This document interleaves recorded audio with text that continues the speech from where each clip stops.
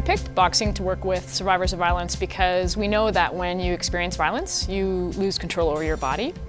And during that time when you're experiencing the violence, and boxing is a really powerful way to feel your body back under your own control. Sometimes people come into a program like this with different kinds of relationships to the body. Sometimes there's a lot of anger at the kinds of injustices you've experienced in your life, structural violence as well, kind of racism and poverty and homelessness and other kinds of things, as well as domestic violence or interpersonal violence. So boxing gyms are places where you can really accommodate anger. You can really, it's a really powerful place to kind of come in, and you don't need to have an incredible skill base to do a program like Shape Your Life. You can be of any kind of fitness level. You can just come in. We can adapt it to work with different kinds of mobilities and different kinds of bodies. Taking boxing classes, I began to realize that, you're holding hand pads for somebody and then you get to hear their story a little bit. And a lot of the people that I was meeting, women that I was meeting, talked about their history of trauma, but also that they were also working in social services. And I thought, wow, either boxing and social services is really overrepresented in boxing, or there's something going on here that relates specifically to trauma. So our trauma-informed Shape Your Life program does a couple of things differently than a typical boxing program. It, again, is non-contact, so women are never in a position where they're going to be on the end of any kind of violence while they're in the boxing gym. We also have it so there's a lot of supports for you to be in the program. There's no barriers. We try to remove as much as we can the things that would limit you from coming to the gym. And we also provide a lot of options and control. It's very participant-centered, so participants get to make decisions about how they want to move their bodies and what they want to try or not try. So I was introduced to Shape Your Life as a participant when it first started 11 years ago. I remember walking out of the gym one time after boxing and taking up space, going down the sidewalk and not shrinking away from others, not moving necessarily out of the way so everyone else could have room on the sidewalk.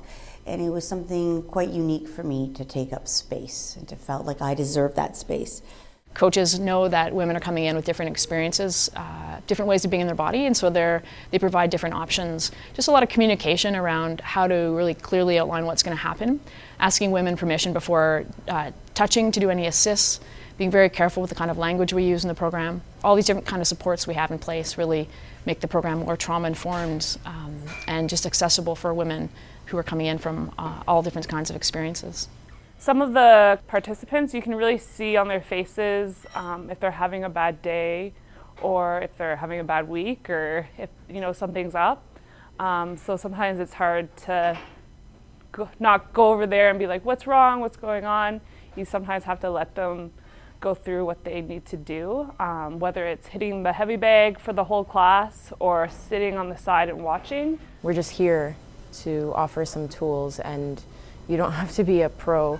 You just have to understand and definitely have a lot of sympathy and empathy, but still being firm enough to deliver information that is new to them and make it fun as opposed to terrifying and scary and in what they think mostly boxing is something that's violent.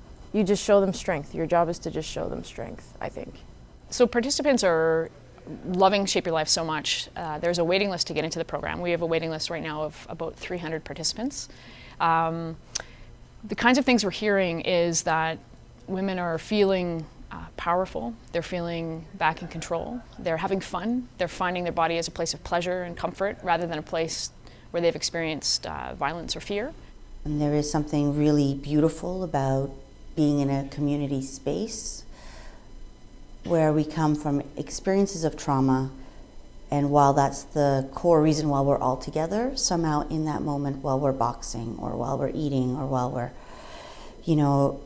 cheering each other on, the trauma seems to take a back seat. It's not the purpose of our enjoyment of being together anymore.